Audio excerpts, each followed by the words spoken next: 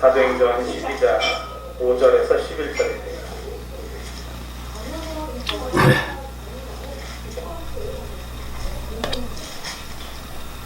사도행전 12장 5절에서 11절 말씀, 제가 한 절, 여러분들이 한 절 들어가시고 11절을 합독하겠습니다. 이에 베드로는 옥에 갇혔고 교회는 그를 위하여 간절히 하나님께 기도하더라. 누구야? 누굴까?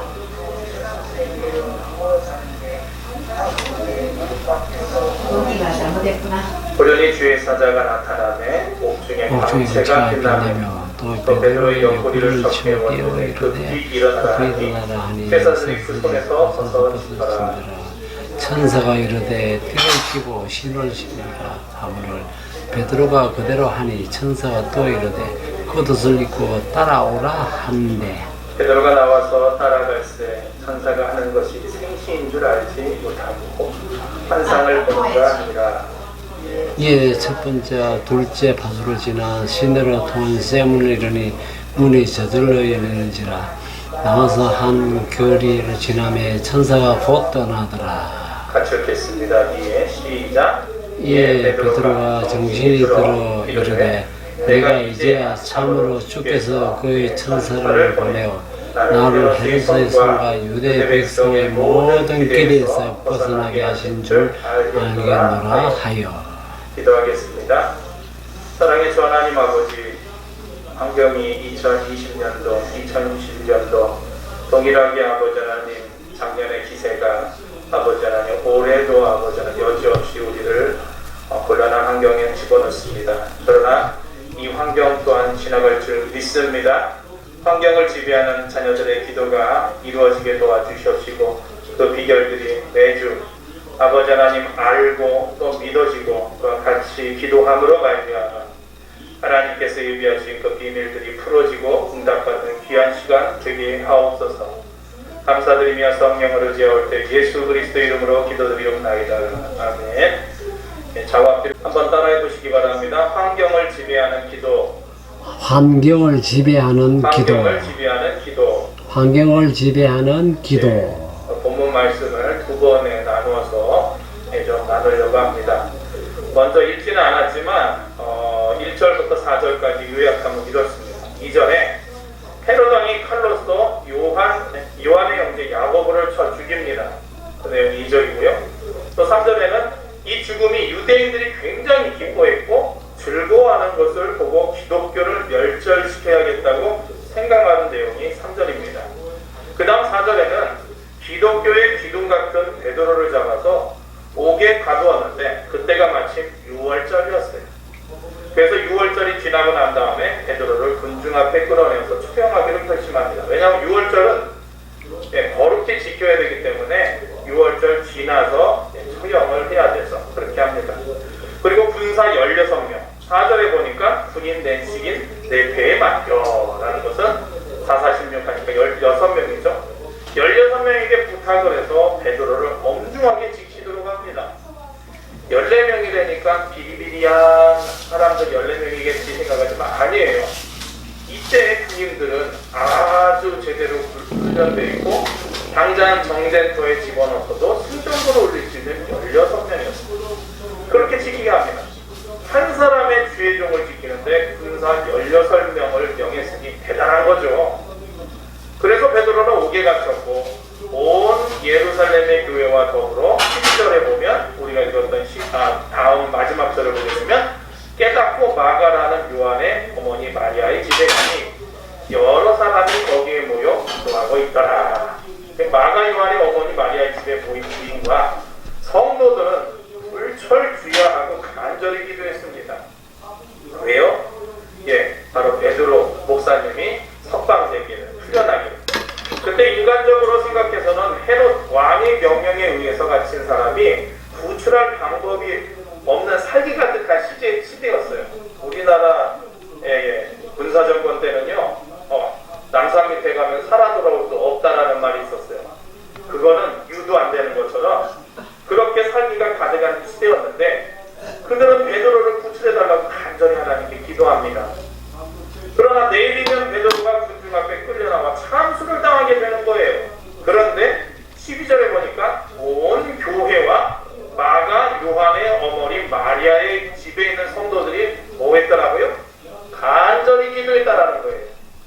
근데 7절에 보니까 그날 밤에 하나님의 사자가 찾아온 거예요.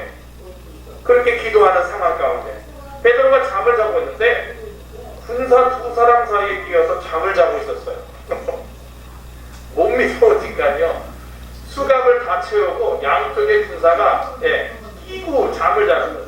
거기에다가 양팔에 쇠고랑이 묶여서 사슬에 묶여 있어요. 절대로 다 돌아나지 못하는 것이 정확한 말이에요. 그런데 7절에 보니까 천사가 와서 뭐가 와서요?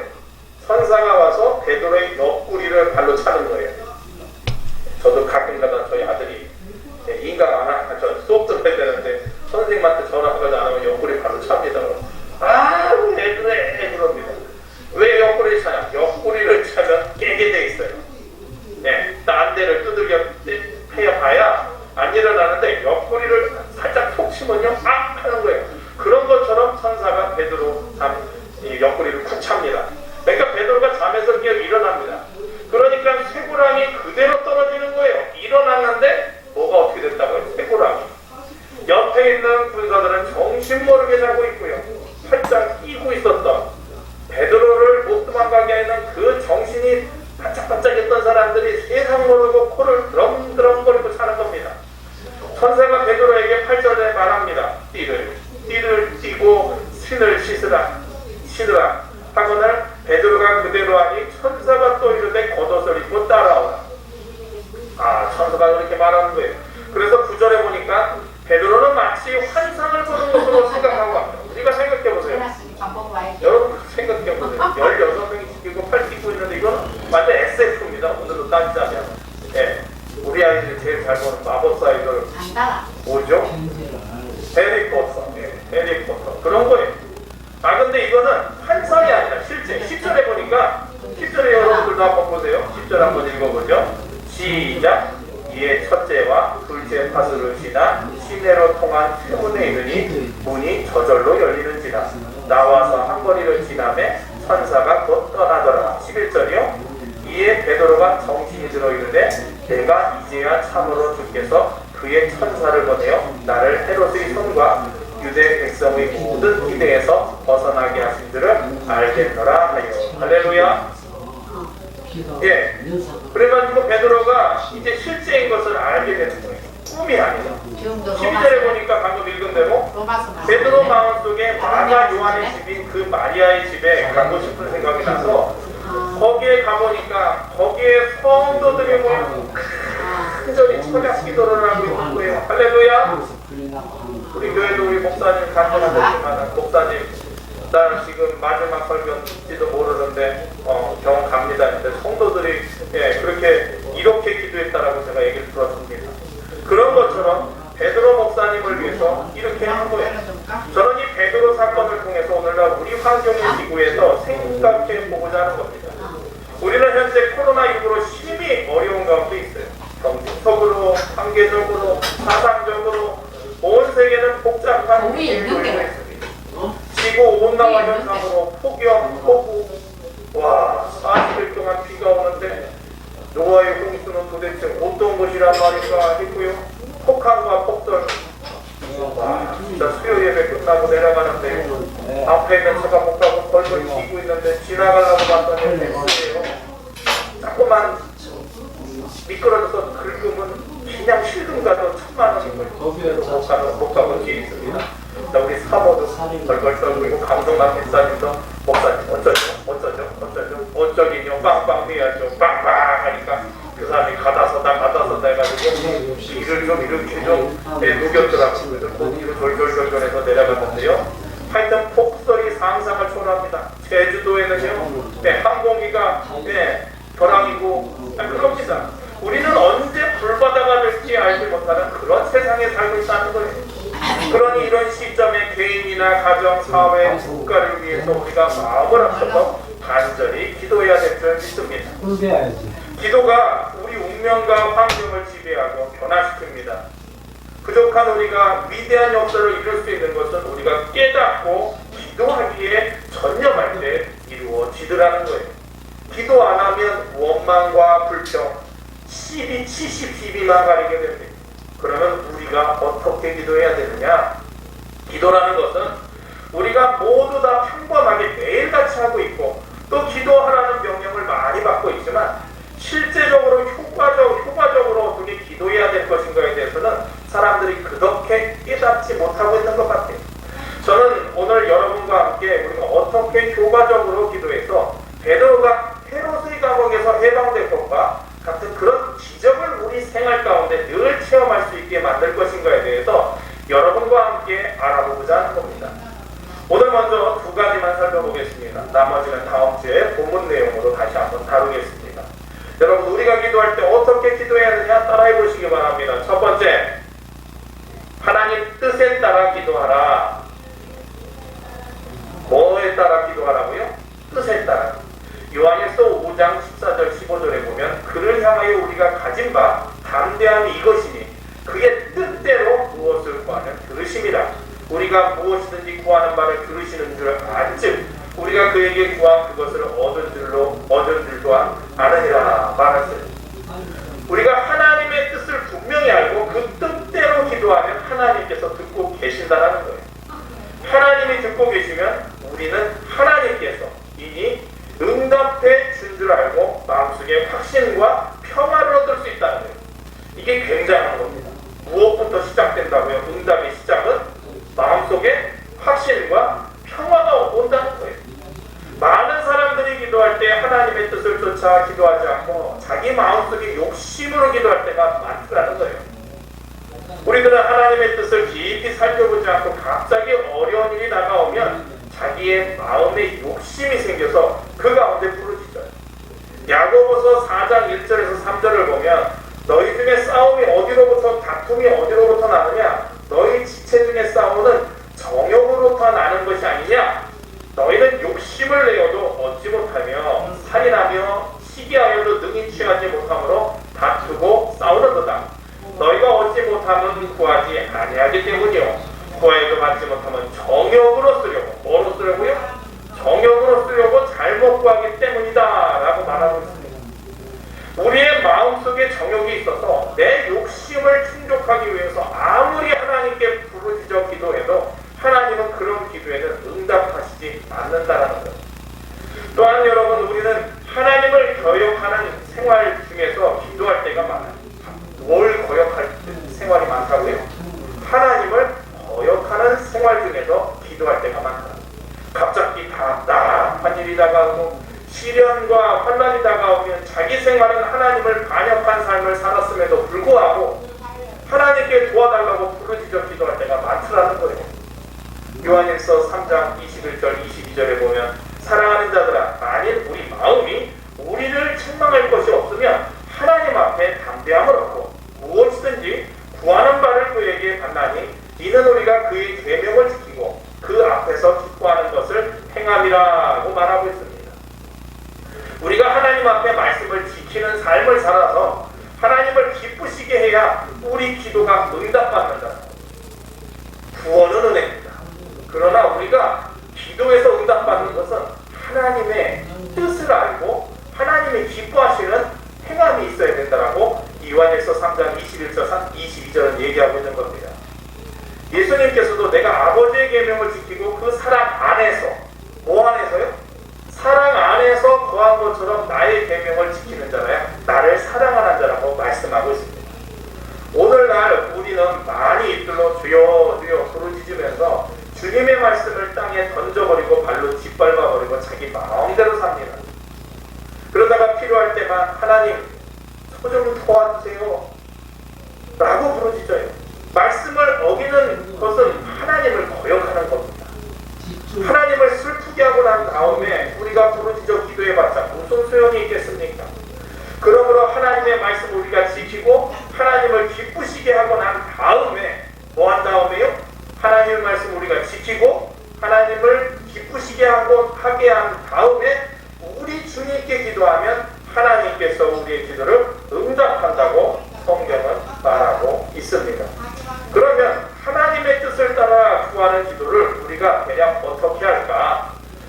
물론 우리는 성경을 통해서 하나님의 뜻을 대개는 다 알죠. 부지런히 말씀을 읽고 설교를 들은 사람 같으면 대개 문제에 관해서 하나님의 뜻을 알 수가 있어요. 또 일반적으로 쉽게 하나님의 뜻을 분별할 수 있는 길도 있습니다. 성경은 말씀하기를 그 나라와 그 의를 먼저 구하라. 그리하면 이 모든 것을 너에게 더하시리라. 뭐 하시리라고요? 더하여 주신다는 거예요.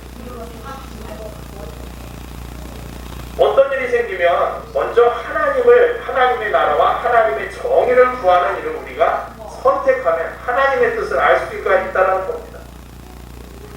진정 이 선택이 하나님의 나라를 위한 것입니까? 주님, 새해에는 어떤 일을 할 때마다 그것을 먼저 물어보시기를 바랍니다. 내가 이 사업을 하는 것이 하나님 나라를 위한 것인지, 그렇지 않으면 세상의 정욕을 위한 것인지, 내 욕심 때문인지, 내가 이 일을 하는 것이 하나님의 정의를 위한 것인지, 다시 말하면 하나님께 영광을 돌리고 복음에 유익된 것인가, 아니면 복음에 유익되지 아니한 것인가를 한번 돌이켜보시기를 바랍니다. 신앙생활하며 직장 초년생들이 종종 이런 질문을 합니다. 목사님, 술을 마시는 것이 반드시 나쁜 건 아니잖아요. 그 녀석 봐라.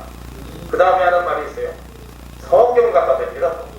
성경에는 술 취하지 말라고 했지 술 마시지 말라는 건 없잖아요. 그런 것도 여러분 형편과 때에 따라 쉽게 할 수가 있어요. 성경 구절을 해석할 필요도 없습니다. 네가 그 자리에서 술 마시는 것이 하나님의 나라를 위한 것인지 한번 생각해봐. 하나님께 영광이 되겠는지 한번 봐봐라. 그렇지 않으면 복음의 유익이 되겠느냐? 네가 술 마시고 그 사람들과 세상과 연락해가지고 살았는데 나중에 복음을 증거하는데 들어가겠냐? 복음을 입 밖에 낼 수 있겠느냐? 손해가 되겠는가? 이것을 물어보면 그 장소와 그 형편에 따라서 간단하게 하나님의 뜻을 알 수 있는 거예요.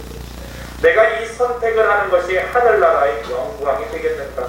여러분 2021년 한번 보시면서 선택해 보시고 기도해 보시기를 바랍니다. 그리고 복음의 유익이 되겠는가? 그렇지 못하겠는가? 그것을 간단히 생각해보고 하늘나라의 영광이 되지 않고 하늘나라의 유익이 되지 않겠다고 생각하면 그것을 과감히 포기해야 된다. 과감히 놔버려야 된다. 여러분 언제나 하나님의 뜻을 추구하려고 할 때는 마음의 평화도 늘 생각해 보아야 되는 것입니다. 하나님의 뜻은 우리 마음의 평화를 언제나 가져와요. 그런데 하나님의 뜻에 어긋난 일을 하게 되면 우리 마음의 평화를 잃어버리고 맙니다. 지금 내가 뭔가를 했는데 말을 했는데 그 일을 하게 됐는데 내 마음에 뭘 잃어버렸다고요? 평화를 잃어버리고 말았습니다. 이 세상에 아무리 쾌락을 누리고 좋은 일을 많이 누린다 하더라도 마음의 평화를 잃어버리면 그 사람은 앞으로 크게 손실을 당할 거라는 거예요. 그것은 행복의 근원을 상실해 버린 겁니다. 새해에는 우리가 하나님의 뜻을 따라 기도할 때는 이것이 하나님 나라를 위한 것인지, 이것이 하나님의 정의, 다른 말로 하나님의 영광과 복음에 유익된 것인가, 이런 일을 할 때 내 마음이 평안한가, 내 마음의 평화가 더하여지는가, 이런 질문을 반드시 해보시기 바랍니다. 예루살렘 교회가 베드로를 위해서 간절히 기도할 때 그들은 그것이 하나님의 뜻인 줄 분명히 알고 있었어요. 왜냐하면 베드로가 감옥에서 해방되어 나오는 것은 말할 필요 없이 하나님 나라를 위한 거예요. 이제 막 어린아이와 같이 걸음마를 시작한 교회가 그 지도자인 베드로를 잃어버리면 생성되기 전에 파멸될 위험이 있었을 거라는 거예요. 그래서 그들은 베드로가 있어야 하나님 나라가 전파되고 확장되기에 하나님 나라를 위한 것이었다는 거예요. 또 베드로가 해방되어 나오는 것이 하나님의 영광이 되고 복음의 유익이 되었다라는 것입니다. 그러므로 이것은 반드시 하나님의 뜻이더라는 거예요. 또 베드로가 만약 거기서 순교를 당하면 온 성도들의 가슴 속에 불안과 공포가 몰아닥쳤을 거라는 것입니다. 마음의 평화는 베드로가 기적적으로 나오는 것이었어요. 그래서 그들은 하나님의 뜻을 알았기 때문에 하나님의 뜻을 부여잡고, 뭘 부여잡고요? 하나님의 뜻을 부여잡고 간절히 기도할 수 있었다는 것입니다. 하나님의 뜻을 따라 기도하는 저와 여러분들이 되시기를 바랍니다. 그래서 여러분들 기도하실 때 기도가 먼저가 아니에요. 하나님의 뜻입니까 아닙니까가 먼저 선행되어야 됩니다. 그래서 이 선택을 할 때, 이 말을 할 때, 이 길을 갈 때 이 직장을 선택할 때, 이 사람을 만날 때, 저 사람을 만날 때, 저 계약이 성사될 때 하나님의 영광이 되는지, 복음 증거에 유익한지 그런 것들을 여러분 기억하시게 되죠. 두 번째, 그러면 우리가 기도할 때 어떻게 기도했느냐 따라해 보시기 바랍니다. 두 번째, 하나님의 능력을 인식하고 기도하자. 이 내용은 짧지만 강하고 이거는 실제로 여러분들이 기도에 들어가야 됩니다. 하나님의 능력을 뭐하고 기도하자고요? 인식이에요. 인식이라는 단어를 찾아보고 해석해보고 원어상에도 보니까 인식이라는 것은 뭐냐면요, 살면서 잊어버리지 않는 게 인식이에요. 네, 부부가 남편과 아내를 인식한다는 건 뭐예요? 남편 없는 부인처럼 살지 않는 거예요. 부인 없는 남편처럼 살지 않는 거예요. 그게 뭡니까? 인식입니다. 오늘날 많은 사람들이 하나님의 능력을 의심하고 기도합니다. 하나님의 능력을 의심하면 진실되게 기도할 수가 없고 내가 하나님께 내어 맡기고 기도할 수가 없어요. 내어 맡기다가 안 되면 큰일 나게, 그러니까 그렇게 기도할 수 없지, 이런 생각을 하게 만든다는 겁니다. 그러니 우리가 기도할 때 반드시 하나님의 능력을 인식해야 된다는 거예요.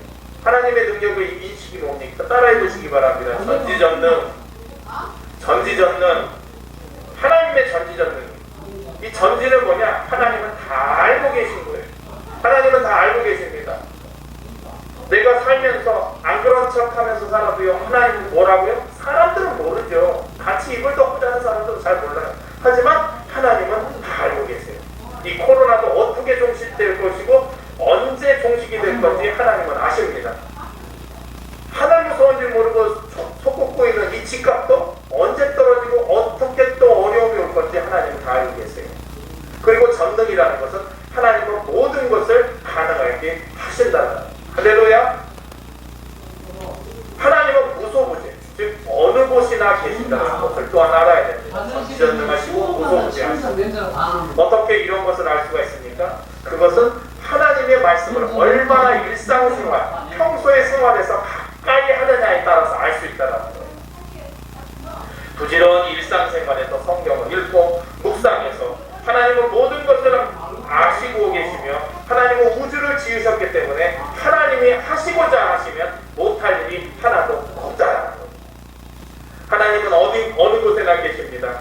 이곳에도 계시고 여러분들이 보고 있는 그 화면 너머에도 있고요. 그리고 이 온라인도 아니고 현장도 아닌 그곳에서도 예배드리지 않는 분도 하나님이 야, 너 지금 무슨 시간인데 지금 딴짓하고 있어, 불금을 세상 사람들과 지내고 있어 하면서 하나님께서는요 터치해 주신다라는 거예요. 하나님 앞에 우리 스스로를 감출 수 없다는 이 사실이 마음속에 인식될 때 우리는 진실하게 기도할 수 있게 된다는 거죠. 그래서 성경은 얘기합니다. 이게 인식이 된다면 허투루 마련할 수 없다는 거죠.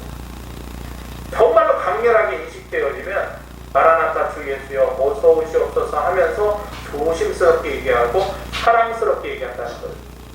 하나님께 내어 맡기는 기도를 할 수 있게 되는 줄을 믿습니다. 말씀을 정리하겠습니다. 환경을 지배하는 기도는 하나님의 뜻을 따라 기도하는 겁니다. 과연 내가 말을 내뱉었을 때, 이 일을 선택했을 때, 이 일을 이렇게 전개해 나갔을 때 하나님이 기뻐하실까? 복음 증거에 유익이 될까? 두 번째는 하나님의 능력을 인식하고 기도하라는 거죠.